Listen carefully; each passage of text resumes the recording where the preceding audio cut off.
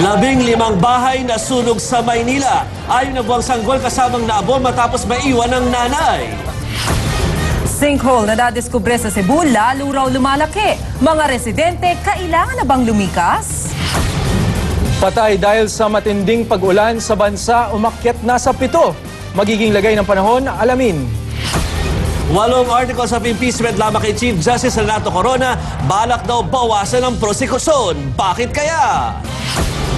Sa sports, bagong NBA sensation na si Jeremy Lin, cover boy ng Time Magazine sa Asia. At sa showbiz, Whitney Houston, ihahatid na sa huling hantungan. Mga sikat nagbigay-pugay sa legendary singer.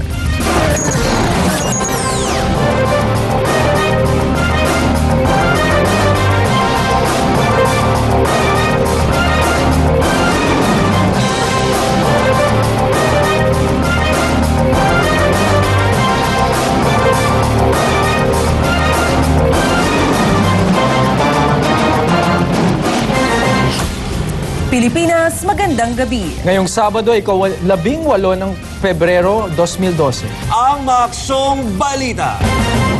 Simulan natin ang aksyon sa pagkakasunog ng may 15 bahay sa Maynila kaninang umaga. Doble kalbaryo ang inabot ng isang nanay dahil kasamang naabo ng kailang tahanan ang 6 na buwan niyang anak. Ito ang report ni Kim Son. Sa ilalim ng halos naaabong bahay na ito sa Santa Ana, Maynila, natagpuan ng mga bombero ang sunog na bangkay ng 6 na buwang sanggol na si Samuel Llames. Nang ilabas na ang bangkay ng sanggol, ay bumuhos na ang emosyon ng kanyang ina.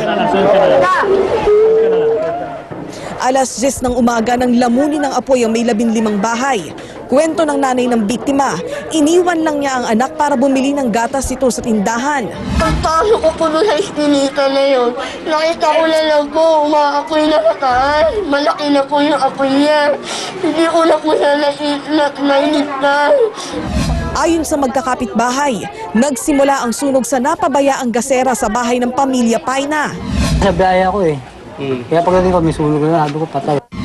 Pero lumalabas sa inisyal na investigasyon ng otoridad na unang natupok ang bahay kung saan nakatira ang namatay na sanggol. Aabot ng halos ₱250,000 ang kabuuang danyos ng sunog. Kay Imson, News 5. Palaki raw ng palaki ang sinkhole na nadiskubre sa Dumanhog, Cebu. Nasa 16 na talampakan na ang sukat ng sinkhole. Ayon sa caretaker ng sakahan kung nasaan ang sinkhole, isang talampakan pa ang inilaki ng hukay. Humingi na ng saklolo si Dumanhog Mayor Nelson Garcia sa Mines and Geosciences Bureau upang pag-aralan ng sinkhole. Pinangangambahan kasing malagay sa panganib ang mga residente sa palibot nito. 7 na ang kumpirmadong patay sa pananalasa ng low pressure area sa bansa. Galing ang mga biktima sa Davao Oriental, Camarines Sur, Camarines Norte at Ilocos Sur. Isa naman ang nawawala sa Pampanga. 6,000 pamilya mula sa Region 8, 10 at Caraga ang apektado sa sama ng panahon. Mahigit 700 sa mga ito nasa evacuation centers na. Sa ngayon, mahigit 40 million pesos na ang napinsala sa agrikultura. Nagdulot na ang naturang LPA ng 4 na flash floods at 5 landslides sa iba't ibang bahagi ng bansa. Sa report ng Pag-asa, wala na ang namerwisyong low pressure area sa bansa. Pero patuloy pa rin daw tayong uulanin. Umiiral naman kasi ngayon ang buntot ng cold front sa may silangang Luzon. Dahil dyan, makakaranas ng kalat-kalat na pag-ulan sa northern at central Luzon, kasama ang Metro Manila, pati sa silangang bahagi ng southern Luzon at Visayas. Posible namang magdulot ito ng flash floods at landslides sa silangang bahagi ng northern at central Luzon. Inaasahang magtutuloy-tuloy ang ganyang lagay ng panahon hanggang sa darating na linggo. Nagtipon-tipon ang mga mambabatas at mga opisyal ng lokal na pamahalaan sa Cagayan de Oro para pag-usapan ang pagbabawal ng pagmimina at pagtutroso sa naturang probinsya. Present din sa summit sina Senador Coco Pimentel, si NDRRMC Undersecretary Benito Ramos at mga opisyal ng DOST at Pag-asa. Nagkaisa ang lahat na dapat isabatas na ang mining at logging ban para hindi na maulit ang trahedyang nangyari noong nanalasa ang bagyong Sendong noong nakaraang taon. Kasabay nito, tinalakay rin nila ang relokasyon ng mga biktima ng naturang bagyo. Sumabak sa first aid training ang mga opisyal ng mga barangay sa Commonwealth, Quezon City. Pinangunahan ng Rescue 5 ang pagbibigay ng lecture at training. Unang sumalang sa pagsasanay ang mga tanod at iba pang opisyal. Karaniwan kasing sila ang mga unang rumeresponde sa mga aksidente at gulo sa daan. Samantala po, isa raw sa mga abangan sa impeachment trial ni Chief Justice Renato Corona ang pagtestigo ni Justice Secretary Laila De Lima. Pero ang prosekusyon, balak daw bawasan ang 8 articles of impeachment laban kay Corona. Ito ang report ni James Beltran. Si Justice Secretary Laila De Lima ang magiging bala ng prosekusyon sa impeachment trial ni Chief Justice Renato Corona sa Miyerkules. Ang kalihim ang tetestigo para sa Article 7 ng reklamo. Kaugnay nito sa kontrobersyal na paglalabas ng temporary restraining order ng Korte Suprema sa watchlist order ng DOJ laban sa mag-asawang Arroyo. Minadali raw ni Corona ang pagdesisyon sa isinumiting petisyon ng dating first couple para makapaggamot si Ginang Arroyo sa ibang bansa. Inisyohan kagad ng TRO kahit hindi pa dinidinig si Secretary De Lima, samantalang meron namang hearing na nakaset na nung Biyernes na kung saan ay pwedeng pag-explainin si Secretary De Lima. Kabilang din sa mga diskarte pinag-aaralan ng prosekusyon ang pagbabawas sa mga articles of impeachment. Mula sa 8, posibleng gawin na lang daw itong 3. Magiging prioridad nila ang tinatalakay ng Article 2 o isyu sa SAL-N ni Corona. Article 3 o kawalan ng kredibilidad, kakayahan at independence ng punong maestrado at ang Article 7. Siguro may usapin, may mga ibang mga congressman na hindi part ng prosecution na nagmumungkahi niyan, pero sa amin po napapag-usapan. Pero ang kampo ni Corona ay umaalma na. Kung gusto ho talaga nila i-amend, 2 hong katanungan. Plenary ba ang magbibigay sa kanila ng kapangyarihan mag-amend or yung mga complainants?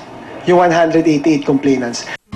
Ilang senator judge naman tulad ni Kringo Honasan ay pabor sa pagbabawas ng impeachment complaint. Kailangan daw kasing bilisan na ang paglilitis lalo't magbe-break na ang Senado sa Marso.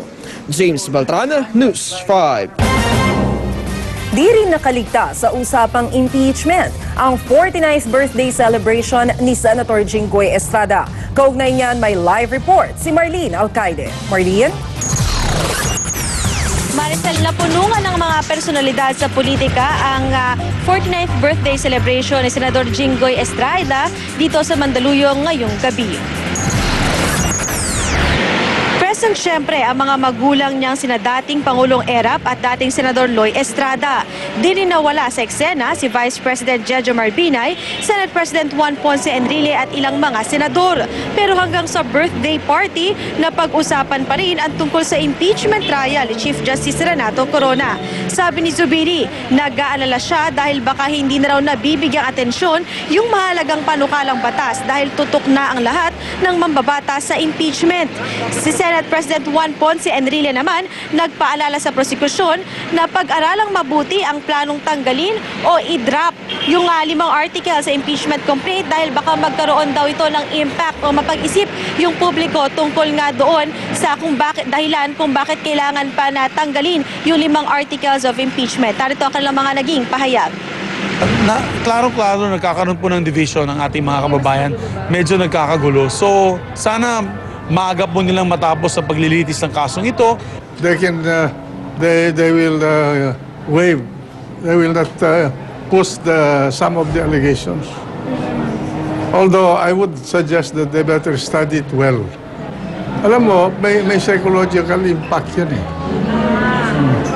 Both of them should and must refrain from the trading barbs in public dahil hindi nakakabuti sa ating bansa. Siyempre, yung mga senador naguguluhan na rin dahil banat dito, banat doon. Hindi na namin malaman kung sinong isasabi ng totoo. Sa ngayon, Maricel, ay tuloy-tuloy pa rin ang party ni Senador Jinggoy Estrada. Tulad nga ng sinabi niya kanina, ay sana raw ay tumigil na muna itong si Chief Justice Corona, si President Noynoy Aquino sa patutsadahan at ipaubayan na lang daw sa Senado ang tungkol sa impeachment trial. Maricel? Salamat, Marlene Alcaide. Naging makulay ang alumni homecoming ng Philippine Military Academy kanina sa Baguio dahil sa pagbida ng Class 1980 at ng isang artista. Itong report ni Erel Kabatbat. Tindig pa lang hindi maikakaila ang tatak PMA o Philippine Military Academy sa tindig ng mga nagbabalik na alumni nito sa Fort del Pilar sa Baguio. Isa-isang nagmarcha ang bawat batch, ang iba naka-Amerikana at nakabarong. Pero pinakaagaw atensyon ang mga cowboy na forma ng mapitagang class of 1980. Kumpleto sila sa sombrero at leather boots, kulang na lang kabayo. Para naman na babago naman, may iba naman. Kasi puro palaging formal ngayon naman ay practical. Nakalagdag din sa kulay sa okasyon ang aktor na si Richard Gomez na adopted mista ng PMA Sandigan Class of 1982. Absent sa homecoming si Pangulong Noynoy Aquino, kaya si Defense Secretary Voltaire Gasmin ng Class of 1968 ang guest of honor at speaker. Ibinida niya ang patuloy na modernization at capability upgrade ng AFP. Computerization has allowed us to be transparent. Pero hindi naman naiwasang mapag-usapan ang impeachment ni Chief Justice Renato Corona. Isa kasi sa mga dumalo sa homecoming ang manager ng House Impeachment Team na si Representative Joseph Abaya. Paglilinaw ni Abaya, hindi totoo na may mga sundalong nagbabalak na mag-aklas dahil sa pagtutok ng Administrasyong Aquino sa paglilitis kay Corona. Insulto yan sa taga-AFP Ganito rin ang paniwala ng liderato ng Armed Forces of the Philippines at Philippine National Police. Yung AP natin ngayon is united talaga. United and we are intact. Pagpunta namin dito, puro tungkol sa homecoming lang. Usually, it takes years before makabalik kami rito. Kaya kapag ka nandito kami, ang aming inaalala lagi ay yung aming mga pinagdaanan dito. Mula sa Baguio City, Errol Kabatbat, News 5. Susunod sa aksyon, 2 construction workers sugatan matapos mabagsakan ng bato sa ginagawang apartment sa Makati. Canonization o seremonya sa pagiging santo ni Blessed Pedro Calungsod naka-schedule na sa Oktubre. At 8 pasahero ng lumubog na yate sa Greece tagumpay na na-rescue.